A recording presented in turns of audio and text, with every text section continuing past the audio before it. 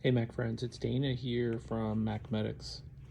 So this is one of the things that I was working on Friday and then I picked it back up this morning.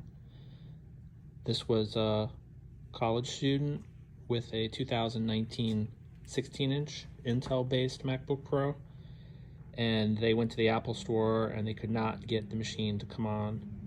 And this is why it's always a good idea to check with me before you give up. I was able to figure out while they waited that I was going to be able to get the machine to turn on. And once I got to turn on, I just simply ran a Time Machine backup to this SanDisk 1TB SSD, and I was able to recover all their data.